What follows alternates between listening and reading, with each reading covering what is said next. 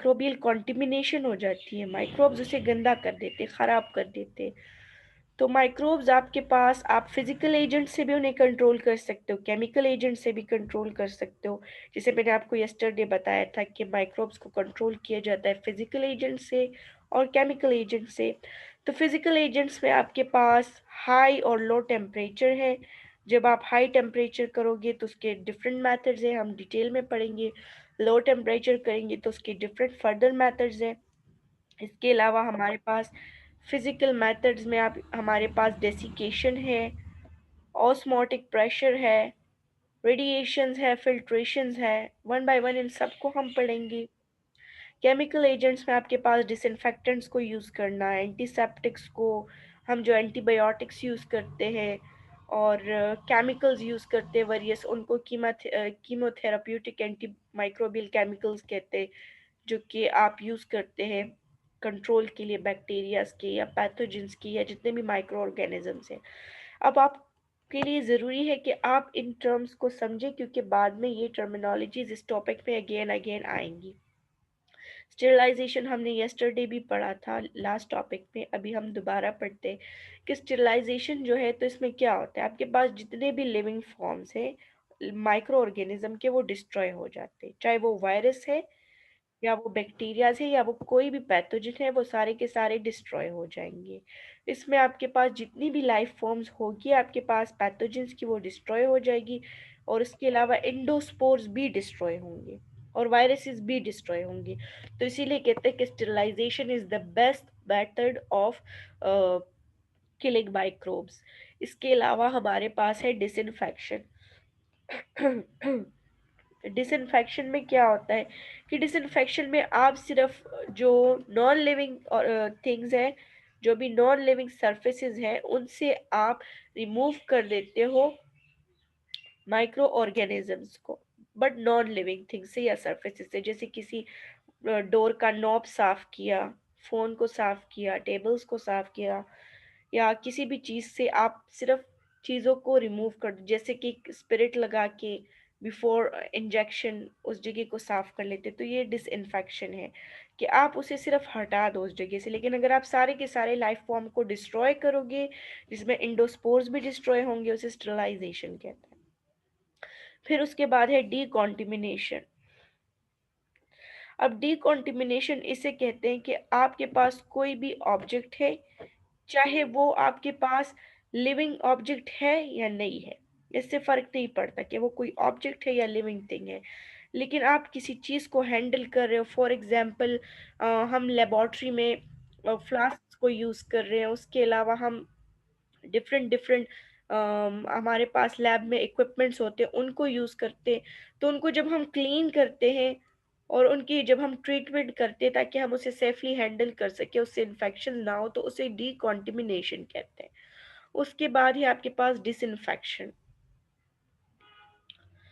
ठीक है, तो डिसइंफेक्शन भी आप, उसमें क्या होता है कि आप नॉन लिविंग थिंग्स को आप उससे डिसइंफेक्ट करते हो इन चीज़ों को, लेकिन आप लिविंग टिश्यूज पे या इंसानों पे डिसइंफेक्टेंट्स को यूज़ नहीं कर सकते, वो हाईली टॉक्सिक होते हैं, उससे नुकसान होता है इंसानों को भी, बाकी ऑर्गेनिजम्स को उससे उनकी किलिंग होती है, वो उनके लिए हाईली टॉक्सिक होते हैं, नुकसान पहुंचाते हैं उनको। तो डिसइंफेक्टेंट्स आप नॉन लिविंग थिंग्स पे यूज़ कर सकते हैं, लेकिन लिविंग थिंग्स पे नहीं यूज़ कर सकते। इसके बाद है एंटीसेप्टिक। तो एंटीसेप्टिक जो है ना, ये आपके पास किल भी करता है माइक्रोब को और उसकी ग्रोथ को भी इनहेबिट करता है, मतलब उसकी ग्रोथ को स्टॉप कर देता है।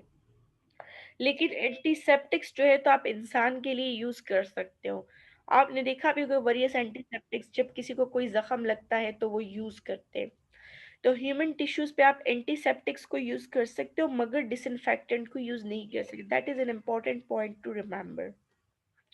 ठीक है, और इसकी वजह से किलिंग भी होती है एज वेल एज ग्रोथ को भी स्टॉप कर देता है। इसके अलावा आपके पास है सैनिटाइजर्स, जो कि आजकल काफ़ी यूज़ हो रहे हैं कोरोना में, सैनिटाइज़र। तो सैनिटाइज़र क्या होता है, इसीलिए तो कहते हैं कि सैनिटाइज़र इतना बेटर सोल्यूशन नहीं है। उससे साबुन से हाथ धो ले तो सारे के सारे माइक्रोब्स चले जाते हैं। तो कहते हैं कि सैनिटाइज़र आपके पास तमाम के तमाम माइक्रोब्स को तो ख़त्म नहीं करता, ठीक है, लेकिन ये आपके पास सिर्फ माइक्रोब के नंबर को कम कर देता है, सब सबको हटाता नहीं है। अगर आप हैंड सैनिटाइजर यूज करोगे तो तमाम पैथोजन रिमूव नहीं होते, बस उनका नंबर कम हो जाता है। और इतना कम हो जाता है कि फिर सेफ लेवल तक आ जाता है, मतलब इतना हो जाता है कि फिर इतना नुकसान बंदे को नहीं देता। अब साइडल और स्टैटिक का वर्ड काफी मर्तबा यूज होगा इस टॉपिक में further, so you must clarify yourself on that कि साइडल क्या होता है। साइडल आपके पास हर वो चीज होती है जिसमें आपके पास माइक्रोब्स, पैथोजेंस और वायरसेस की किलिंग होती है।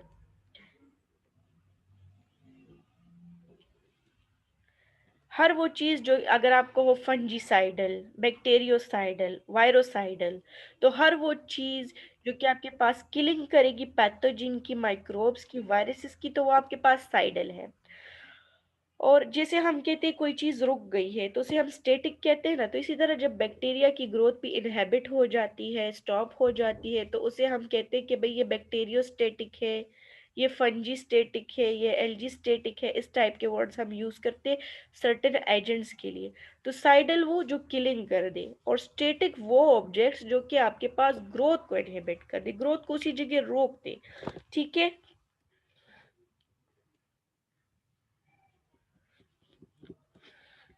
इसके बाद आपके पास है कि आप किन किन मेथड से, अब हम स्टार्ट में फिजिकल मेथड्स पढ़ रहे हैं। तो फिजिकल मेथड्स में हमारे पास टेम्परेचर है। तो कहते हैं कि माइक्रो ऑर्गेनिज्म जो है तो उनका एक अपना ऑप्टिमम टेम्परेचर होता है। मैक्सिमम टेम्परेचर पे कुछ ग्रोथ कर सकते, कुछ नहीं कर सकते। कुछ जो है तो बहुत स्लो टेम्परेचर पे ग्रोथ नहीं कर सकते। तो डिफरेंट टेम्परेचर है जिस पे डिफरेंट माइक्रोब सर्वाइव कर सकते हैं। तो हम क्या करते हैं कि हम जो है तो यूजुअली टेम्परेचर को यूज़ करते हैं इन ऑर्गेनिजम्स को उनकी ग्रोथ को स्लो करने के लिए, उनके मेटाबॉलिक एक्टिविटीज़ को स्लो करने के लिए। जब हम उन टेम्परेचर को लो कर, जैसे हम रेफ्रिजरेटर में चीज़ों को रखते हैं, तो जो माइक्रो ऑर्गेनिज्म है उनकी ग्रोथ, उनकी मेटाबॉलिज्म स्लो हो जाती है। वो माइक्रोब्स किल तो नहीं होते, इसलिए कहते हैं जब रेफ्रिजरेटर से कोई चीज़ निकाल ले, उसे डिफ्रॉस्ट कर ले, तो दोबारा उसको यूज़ ना करें। उसको फिर डिफ्रोस्टेशन के बाद आपने यूज नहीं करना, क्योंकि पैथोजन बैक्टीरिया जो है तो अपनी मेटाबॉलिज्म को रिट्रीव कर लेते हैं, दोबारा से उनकी मेटाबॉलिक एक्टिविटीज जाग जाती है, वो ठीक हो जाते हैं। तो आपने जल्दी से उस चीज, तो कहते हैं कि उनकी मेटाबॉलिज्म जब आप स्लो कर देते हो टेम्परेचर को, उनको जितनी टेम्परेचर ग्रोथ के लिए चाहिए उससे आप कम कर दो, तो उनकी मेटाबॉलिज्म तो स्लो हो जाती है, बिल्कुल स्टॉप भी हो जाती है, लेकिन वो ऑर्गेनिज्म मरते नहीं है माइक्रोब्स। इसके अलावा अगर आप, तो ये क्या हुआ जब आपके पास किल नहीं हुआ और उसकी सिर्फ ग्रोथ जो है तो वो आपके पास स्लो हो गई या स्टॉप हो गई, तो ये आपके पास स्टेटिक एक्शन हुआ। अब इसके बरअक्स अगर आप देखें तो अगर आप टेम्परेचर को हाई कर देते हो तो बहुत से जो माइक्रोब्स हैं उनके जो एंजाइम्स है और प्रोटीन्स है वो डीनेचर हो जाते हैं। तो जब प्रोटीन्स और एंजाइम्स डीनेचर हो गए तो मतलब क्या होगा कि वो तो फर्दर अपने फंक्शंस परफॉर्म ही नहीं कर सकते, उनकी किलिंग हो जाएगी और वो जो आपके पास पैथोजेंस है वो मर जाएंगे। तो हाई टेम्परेचर काफ़ी ज़्यादा पैथोजन में आपके पास इम्पोर्टेंट रोल प्ले करता है माइक्रोब्स को किल करने के लिए। इसके बाद है हाई टेम्परेचर। अब हाई टेम्परेचर में क्या होता है कि अगर आपके पास 50 डिग्री सेंटीग्रेड से 70 डिग्री सेंटीग्रेड तक की हीट आप दोगे, तो आपके पास वेजिटेटिव माइक्रो ऑर्गेनिजम्स तो डिस्ट्रॉय हो जाएंगे। वेजिटेटिव क्या है कि वो वाला पार्ट माइक्रोब्स का या वो वाले माइक्रो ऑर्गेनिज्म जिनमें इंडोस्पोर नहीं मौजूद होते, उनमें इंडोस्पोर्स एब्सेंट होते हैं कम्प्लीटली। ठीक है। उनमें एंडोस्पोर्स एब्सेंट होंगे, लेकिन वेजिटेटिव स्ट्रक्चर जिसमें दोबारा से रिप्रोड्यूस होने की कैपेबिलिटी जिन माइक्रोब्स में नहीं होती, तो उनकी किलिंग तो इजीली 50 to 70 डिग्री सेंटीग्रेड पे हो जाती है मॉइस्ट हीट ट्रीटमेंट से। लेकिन अगर जो एंडोस्पोर्स हैं जो कि रेजिस्टेंट स्ट्रक्चर्स हैं, जिन्होंने दोबारा से अपनी ग्रोथ को पहले जैसा कर लेना है, अगर अनफेवरेबल कंडीशन है वो दोबारा फेवरेबल हो गई तो उससे दोबारा बैक्टीरियल सेल बच जाएगा। तो वो आपके पास बैक्टीरियल एंडोस्पोर को 50 से लेके 70 डिग्री सेंटीग्रेड तो इसको किल नहीं कर सकती। इनकी जो एंजाइम की डीनेचुरेशन है या इनके प्रोटीन्स को ख़त्म करना है उसके लिए हमें ज़्यादा अमाउंट में हीट चाहिए, इसलिए फिर हम ऑटोक्लेविंग का मेथड यूज़ करते हैं एंडोस्पोर्स को किल करने के लिए। तो आपके पास जो हाई टेम्परेचर है उसपे आप मॉइस्ट हीट को भी यूज़ कर सकते हो और ड्राई हीट को भी यूज़ कर सकते हो। अब मॉइस्ट हीट में क्या होता है कि मॉइस्ट हीट जैसे कि बॉइलिंग है जिसमें भी मतलब वाटर इन्वॉल्व हो और आप हीट भी दो, तो कहते हैं मॉइस्ट हीट आपके पास ना ड्राई हीटिंग से काफ़ी ज़्यादा इफेक्टिव है। क्यों? इस वजह से क्योंकि आपके पास जो वाटर है वो आपके पास माइक्रोबियल सेल्स के अंदर भी घुस सकता है। मॉइस्ट हीट क्या करता है कि उनके जो प्रोटीन्स हैं और उनके एंजाइम्स हैं उनका थ्री डायमेंशनल स्ट्रक्चर होता है ना, तो अगर वो अपना स्ट्रक्चर लूज कर देंगे वो फिर अपने फंक्शन नहीं परफॉर्म कर सकते। तो उनके प्रोटीन्स का स्ट्रक्चर, उनके एंजाइम्स का स्ट्रक्चर बिल्कुल ख़राब हो जाते हैं, वो डिनेचर हो जाते हैं मॉइस्ट हीट मेथड में। और इसमें आपके पास जो लिपिड्स होते हैं ना उनकी भी मेल्टिंग हो जाती है, जो कि आपके पास लिपिड के स्ट्रक्चर्स होते हैं बैक्टीरियल सेल्स के अंदर मौजूद रहते हैं। उसके अलावा है आपके पास ऑटोक्लेविंग। तो ऑटोक्लेविंग में आपके पास कौन सा मेथड यूज होता है? आप लोग यूज करते हो स्टीम अंडर प्रेशर को। हमें पता है कि वाटर नॉर्मली 100 डिग्री सेंटीग्रेड पे बॉयल होता है, लेकिन जब आप ज्यादा प्रेशर अप्लाई करते हो ऑटोक्लेव मशीन के जरिए, तो क्या होता है कि आप 121 डिग्री सेंटीग्रेड का टेम्परेचर देते हो और उसमें आपके पास एंडोस्पोर्स भी किल होते हैं। सिर्फ वेजिटेटिव स्ट्रक्चर्स बैक्टीरिया की या पैथोजन के माइक्रोब्स की किल नहीं होते, साथ साथ आपके पास एंडोस्पोर्स भी किल हो जाते हैं। Most of the viruses are also killed by autoclaving. इसलिए जो ज़्यादातर सर्जिकल इक्विपमेंट्स हैं, उसके अलावा आपके पास जो मोस्टली लेबॉर्ट्रीज में जो ज़्यादा सेंसिटिव चीज़ें होती हैं जिनमें इंडोस्पोर्स की किलिंग ज़रूरी होती है, उधर आप ऑटोक्लेविंग को ही यूज़ करते हो। तो 15 से लेके 45 मिनट तक आप किसी भी चीज़ को ऑटोक्लेव करते हो और वो कंप्लीटली स्टेरिलाइज हो जाती है। इसके बाद है बॉइलिंग वाटर। हमें पता है अगर हम मिल्क को बॉईल करते हैं उसमें से आपके पास माइक्रोब्स किल हो जाते हैं। वेजिटेटिव, अगर आपने वेजिटेटिव सेल्स की किलिंग करनी है तो किसी भी चीज़ को आप 100 डिग्री सेंटीग्रेड पे 10 मिनट्स के लिए भी बॉईल करो, that is more than enough. उससे आपके पास किलिंग हो जाती है। लेकिन कुछ वायरसेस जैसे हेपेटाइटिस के वायरसेस हैं, अगर उसको आप 30 मिनट तक भी बॉईल करो वाटर को, तो हेपेटाइटिस के जो वायरसेस हैं that are not going to kill, वो जिंदा ही रहेंगे। इसके अलावा आपके पास कुछ एंडोस्पोर्स हैं, मतलब कुछ ऐसे बैक्टीरिया है जिनके अगर आप बॉइलिंग करोगे तो उनके स्पोर्स फिर भी जिंदा रहेंगे, जैसे क्लस्ट्रेडियम है और बैसिलस है। ये दोनों बैक्टीरिया जो है तो इनके स्पोर्स बिल्कुल किल नहीं होते, एंडोस्पोर इनके जिंदा ही रहेंगे। चाहे आप घंटों तक बॉइलिंग करते रहो, ये स्पोर्स किल नहीं होंगे। सिर्फ ऑटोक्लेविंग के जरिए, स्टेरिलाइजेशन के जरिए ही आपके पास इनकी किलिंग होगी। इसके बाद है आपके पास ड्राई हीट। तो ड्राई हीट में क्या है, हमने मॉइस्ट हीट में बॉइलिंग का पढ़ा, ऑटोक्लेविंग का पढ़ा, ठीक है। अब ड्राई हीट में क्या होगा, आपके पास वाटर की इन्वॉल्वमेंट नहीं होगी, लेकिन हमने पढ़ा कि ड्राई हीट से ज्यादा आपके पास मॉइस्ट हीट इफेक्टिव है, ठीक है, क्योंकि वो आपके पास बिल्कुल बैक्टीरियल सेल के अंदर पेनिट्रेशन कर सकते हैं। फिर उसके बाद ड्राई हीट में क्या होता है, आपके पास माइक्रो ऑर्गेनिज्म की किलिंग होती है प्रोटीन ऑक्सीडेशन की वजह से। प्रोटीन की डीनेचुरेशन नहीं होती, लेकिन प्रोटीन की ऑक्सीडेशन हो जाती है। उसकी वजह से आपके पास ड्राई हीट की वजह से माइक्रोब्स की किलिंग होती है। अब इसमें कौन कौन से मेथड्स इन्वॉल्व हैं ड्राई हीट में? तो पहला आपके पास है हॉट एयर स्टेरिलाइजेशन। इसमें आप क्या करते हैं, ओवंस को, माइक्रोवेव ओवन को यूज करते हैं, माइक्रोबायोलॉजिकल ओवंस को, और उनमें आपके पास 171 डिग्री सेंटीग्रेड का टेम्परेचर दिया जाता है 1 घंटे के लिए, ठीक है। और बाज दफा ऐसा भी होता है कि 160 डिग्री का टेम्परेचर दिया जाता है 2 घंटों के लिए, या 16 घंटों के लिए भी 121 डिग्री सेंटीग्रेड का टेम्परेचर दिया जाता है। डिपेंड करता है कि आप किस टाइप की चीज की स्टेरिलाइजेशन करना चाहते हो।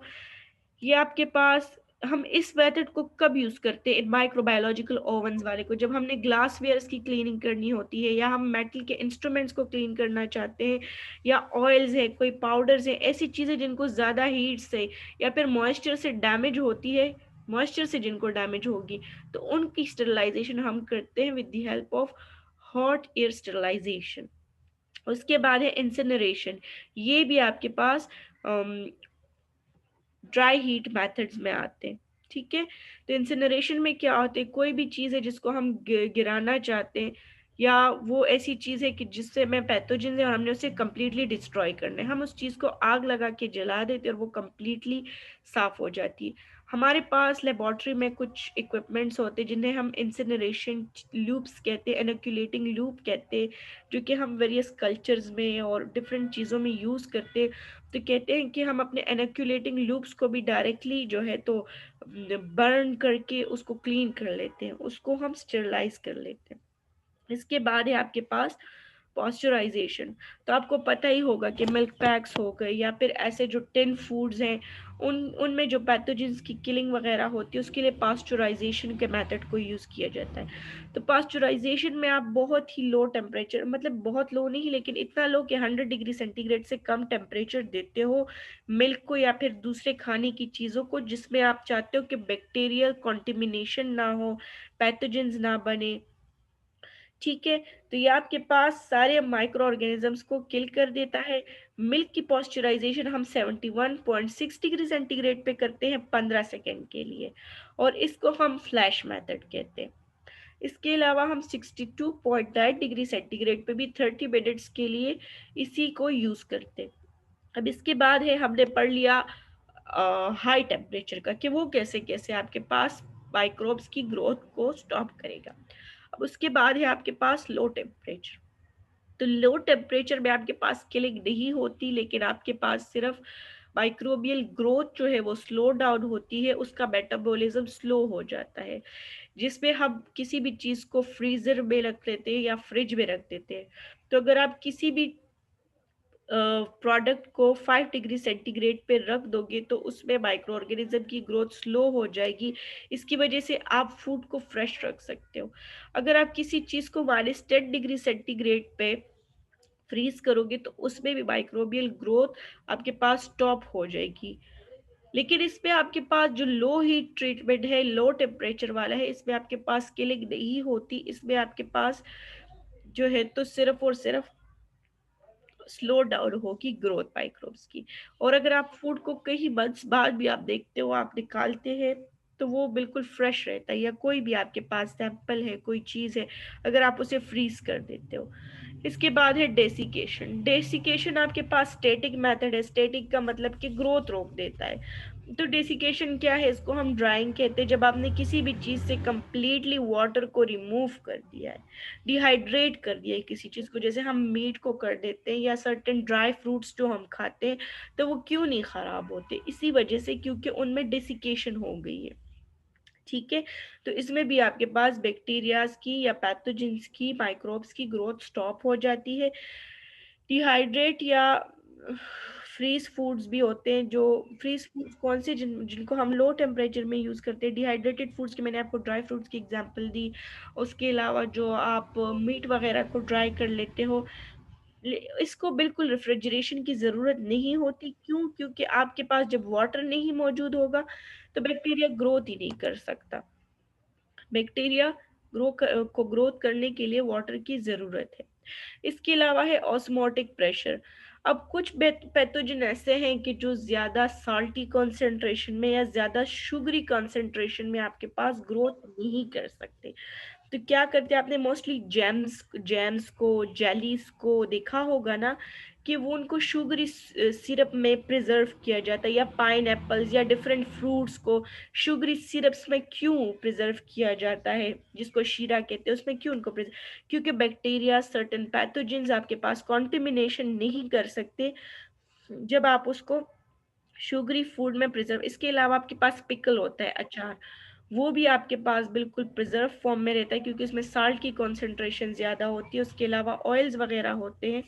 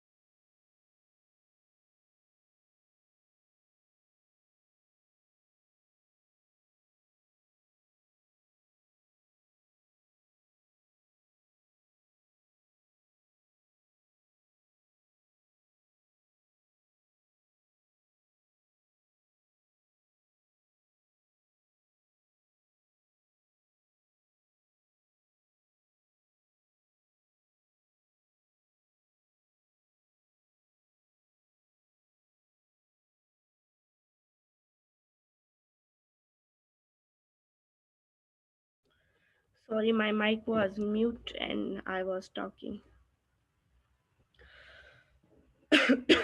ओके। तो इसके अलावा आपके पास जो अचार वगैरह होते हैं उनको भी आप कैसे वो करते हो, उनकी ग्रोथ में बैक्टीरियाज की ग्रोथ को या फंगसेस होते हैं या जो भी आपके पास माइक्रोब्स होते हैं उनकी ग्रोथ को उसमें साल्ट वगैरह लगा के उसकी ग्रोथ को इनहेबिट कर लेते हैं। तो ये भी आपके पास एक मेथड हो गया जिसको हम ऑस्मोटिक प्रेशर कहते हैं। तो हम ऑस्मोटिक प्रेशर मेंटेन करके उनकी ग्रोथ को इनहेबिट करते, स्टैटिक मेथड को यूज़ करते। ठीक है, चलिए